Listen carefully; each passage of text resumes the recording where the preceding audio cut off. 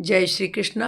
प्रिय दर्शकों, आज मैं भगवत गीता अध्याय के श्लोक 51 से 60 तक का सरल अर्थ बताने जा रही हूँ।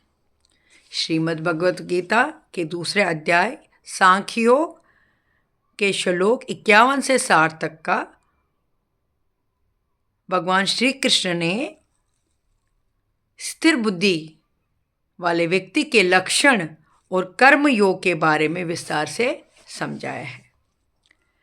श्लोक 51 में निष्काम कर्म का फल ज्ञानी पुरुष बुद्धि योग युक्त कर्मों से मिलने वाले फल का त्याग कर देते हैं, जिससे वे जन्म मरण के बंधन से मुक्त होकर परम पद मोक्ष को प्राप्त कर लेते हैं। श्लोक 52 में ज्ञान की अवस्था। जब तुम्हारी बुद्धि मोह रूपी दलदल को पूरी तरह से पार कर लेगी, तब तुम सुने हुए और सुनने योग्य भोग विलास की वस्तुओं से उदासीन वैराग्यवान हो जाओगे। श्लोक 53 में शास्त्रों की बातों से विचलित होकर जब तुम्हारी बुद्धि परमात्मा में स्थिर हो जाएगी, तब तुम योग आत्मज्ञान प्राप्त कर लोगे। श्लोक 54 में अर्जुन ने पूछा, हे केशव, स्थिर बुद्धि वाले मनुष्य के क्या लक्षण हैं? वह कैसे बोलता है, कैसे बैठता और कैसे चलता है? श्लोक 55 में जब मनुष्य की सभी इच्छाएं कामनाओं को पूरी तरह का त्याग कर देता है और आत्मा में ही संतुष्ट रहता है, तब वह स्थिर बुद्धि वाला कहलाता है। यानी कि जब मनुष्य अपनी मन की सभी इच्छाओं का त्याग कर देता है और आत्मा में ही संतुष्टि रखता है, तो वो स्थिर बुद्धि वाला ही कहलाता है। श्लोक 56 में जो दुखों से नहीं घबराता है, सुखों में लालच नहीं करता और जो राग भय क्रोध से मुक्त है, वह स्थिर बुद्धि वाला मुनि है। जो कि कहने का मतलब है कि जो दुखों से नहीं घबराता है और सुखों में लालच नहीं करता, जब उसे सुख मिलता है तो वो लालच नहीं करता है, तो वही स्थिर बुद्धि वाला मुनि है। श्लोक 57 में जो व्यक्ति हर जगह स्नेह रहित है और ना ही अच्छी वस्तुओं को पाकर प्रसन्न होता है, ना खराब मिलने पर द्वेष करता है, उसकी बुद्धि स्थिर है। यानी कि जो व्यक्ति अच्छी चीज़ें अच्छी वस्तुओं को पाता है, पाकर भी प्रसन्न होता है, प्रसन्न नहीं होता है और ना ही खराब मिलने पर द्वेष करता है, वो व्यक्ति स्थिरवान है। श्लोक 58 में जैसे कछुआ अपने अंगों को सब तरफ से समेट लेता है, वैसे ही जो पुरुष अपनी इंद्रियों को अलग कर लेता है, उसकी बुद्धि स्थिर होती है। यानी कि जो अपनी इंद्रियों पर नियंत्रण रखता है।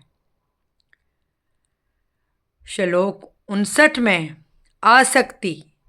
इंद्रियों से विषयों को रोक लेने पर भी मन में उनके प्रति आसक्ति बनी रह सकती है, लेकिन जब परमात्मा का अनुभव होता है, तब ये इच्छाएं पूरी तरह से नष्ट हो जाती। यानी कि कहने का मतलब है कि जब इंद्रियां जो है, जब हमारी इंद्रियों से आसक्ति बनी रहती है, अगर हम आसक्ति नहीं रखेंगे इंद्रियों से, इंद्रियों पर नियंत्रण रखेंगे, तब हमें परमात्मा का अनुभव होगा। तब हमारी ये सारी इच्छाएं जो है वो नष्ट हो जाएंगी। श्लोक 60 में इंद्रियों का वेग।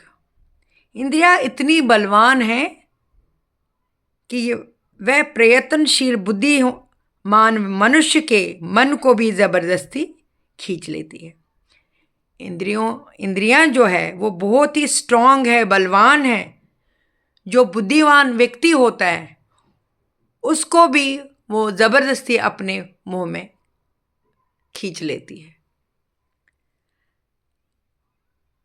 कुल मिलाकर इन श्लोकों का अर्थ, श्री कृष्ण का जो संदेश है वो ये है कि सुख दुख जय पराजय एक समान रहते हुए फलों की चिंता ना करे, ईश्वर को समर्पित होकर कर्म करना चाहिए। कामनाओं का त्याग ही मन की शांति का आधार है।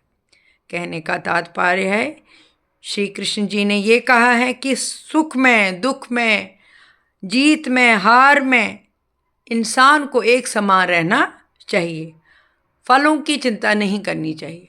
हमें सिर्फ अपने कर्म जो है बहुत ही अच्छी तरह से अपने ईमानदारी से अपने कर्म करते रहना चाहिए और अपने आप को ईश्वर के समर्पित कर देना चाहिए।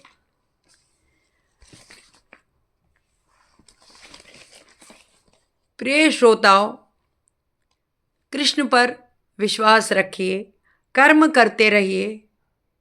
गीता हमें भीतर से बहुत ही मजबूत बनाती है। श्री कृष्ण की जो कृपा है आप सब पर बनी रहे। जय श्री कृष्ण।